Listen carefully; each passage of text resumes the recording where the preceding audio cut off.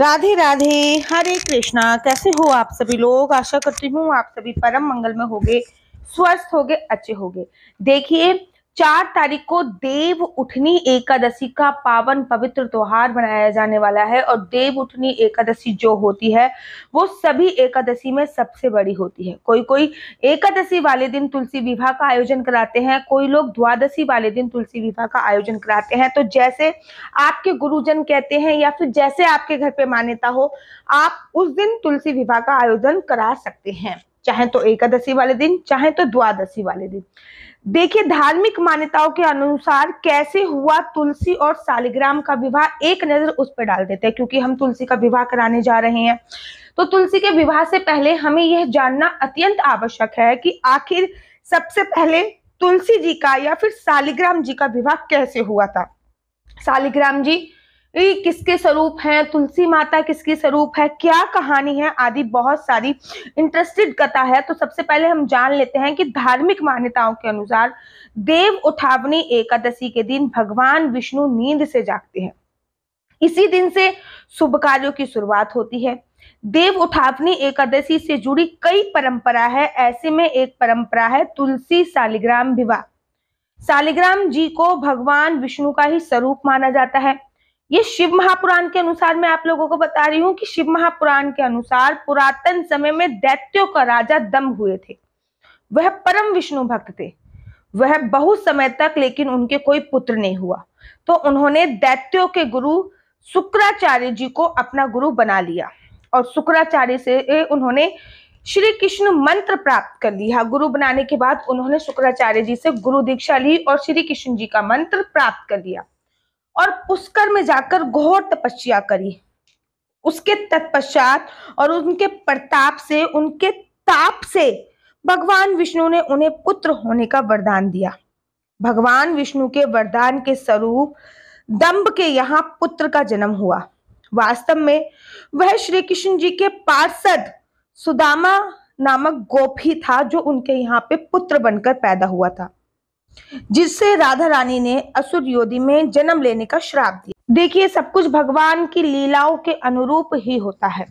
भगवान की लीला के बिना तो कुछ भी होना असंभव ही माना जाता है। राधा रानी ने उसे श्राप दिया हुआ था कि वह असुर योनि में पैदा होगा और वह असुर योनि में पैदा होगा। नाम रखा शंखचूड़। शंखचूड़ जब बड़ा हुआ तो उसने भी अपने पिताजी के साथ जाकर पुष्कर में तपस्या करी। पुष्कर में उसने ब्रह्मा जी को प्रसन्न करने के लिए घोर तपस्या करी। शंखचूड़ की तपस्या से प्रसन्न होके ब्रह्मा जी प्रकट हो गए, वर मांगने को कहा। तब शंखचूड़ ने वरदान मांगा कि मैं देवताओं के लिए अजय हो जाऊं, अर्थात देवताओं के लिए मैं कभी भी ना मरूं। ब्रह्मा जी ने उसे वरदान दे दिया, कहा कि तुम बद्री बन जाओ, यहाँ धर्मध्वज की पुत्री तुलसी तपस्या कर रही है, तुम उसके साथ विवाह कर लो। ब्रह्मा जी के कहने पे शंखचूड़ बद्री बन गए। वहां पर तपस्या कर रही तुलसी को देखकर वह आकर्षित हो गया। जो भी भगवान के भक्त होते हैं ना, उनके शरीर में से एक ओरा ही अलग निकलता है। जब भगवान ब्रह्मा वहां आए, उन्होंने शंखचूड़ की गंधर्व विधि से तुलसी से विवाह करा दिया। शंखचूड़ ने ऐसा ही किया। इस प्रकार शंखचूड़ और तुलसी सुखपूर्वक विहार करने लगे। शंखचूड़ बहुत वीर था, उसे वरदान था कि देवता भी उसे हरा नहीं पाएंगे। उसने अपने बल से देवताओं को, असुरों को, दानवों को, राक्षसों को, सभी प्राणियों पर विजय प्राप्त कर ली थी। उसके राज्य में सभी सुखी थे। वह सदैव भगवान श्री कृष्ण की भक्ति में लीन रहता था। स्वर्ग के हाथ से निकल जाने पर देवता ब्रह्मा जी के पास गए और ब्रह्मा जी उन्हें लेकर भगवान विष्णु के पास गए। देवताओं की बात सुनकर भगवान विष्णु ने बोला कि शंखचूड़ की मृत्यु भगवान शिव के त्रिशूल से निर्धारित है। यह जानकर सभी देवी देवता भगवान शिव के पास गए। देवताओं की बात सुनकर भगवान शिव ने चित्ररथ नामक गण को अपना दूत बना के शंखचूड़ के पास भेजा। चित्ररथ ने शंखचूड़ को समझाया कि देवताओं को उनका राज्य लौटा दो, लेकिन शंखचूड़ ने कहा कि महादेव के साथ युद्ध किए बिना मैं देवताओं को राज्य नहीं लौटाऊंगा। जब भगवान शिव को यह बात पता चली तो वो युद्ध करने के लिए अपनी सेना लेकर निकल गए। शंखचूड़ भी युद्ध के लिए तैयार था। युद्ध के लिए तैयार होकर रणभूमि पे शंखचूड़ भी आ गया। देखते ही देखते देवता और दानवों में घमासान युद्ध होने लगा।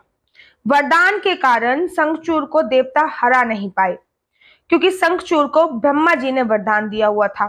शंखचूड़ और देवताओं का युद्ध सैकड़ों सालों तक चलता रहा।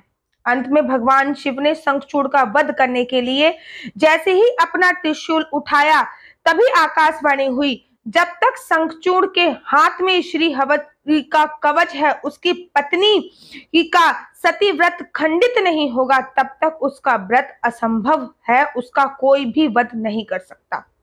आकाशवाणी सुन के वैसे ही आकाशवाणी सुनी, विष्णु भगवान एक ब्राह्मण का रूप धारण करके शंखचूड़ के पास गए। उन्होंने श्री हरि का कवच दान में मांग लिया। अब शंखचूड़ जो था वो बहुत बड़ा दानी था, ब्राह्मण भक्त था।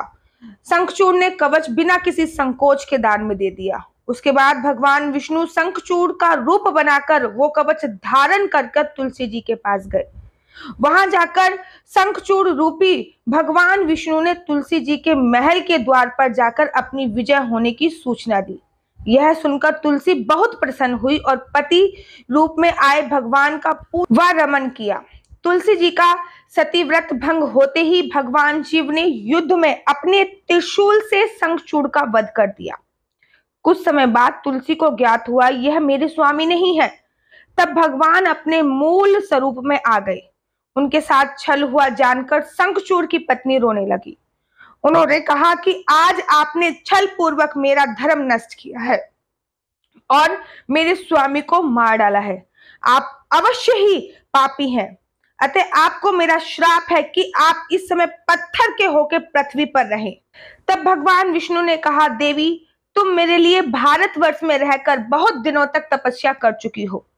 अब तुम इस शरीर का त्याग कर देह धारण करके मेरे साथ आनंद से रहो।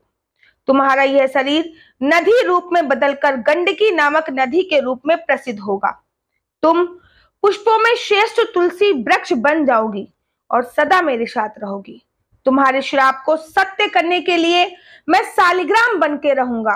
गंडकी नदी के तट पर मेरा वास रहेगा। नदी में रहने वाले करोड़ों कीड़े अपने तीखे दांतों से काट काट कर मेरे चक्र का चिन्ह बनाएंगे। तुलसी के पौधे व शालिग्राम का विवाह पुण्य अर्जित करने वाला होगा।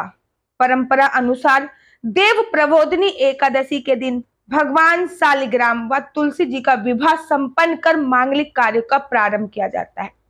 मान्यता है कि तुलसी शालिग्राम विवाह करने से मनुष्य को अतुल्य पुण्य की प्राप्ति होती है और ऐसा पुण्य जिसको कभी भी नहीं खत्म कर सकते, ऐसे पुण्य की प्राप्ति। जो मनुष्य अपने स्वभाव अनुसार देवउठनी एकादशी का व्रत विधि पूर्वक करते हैं, उन्हें पूर्ण फल की प्राप्ति होती है।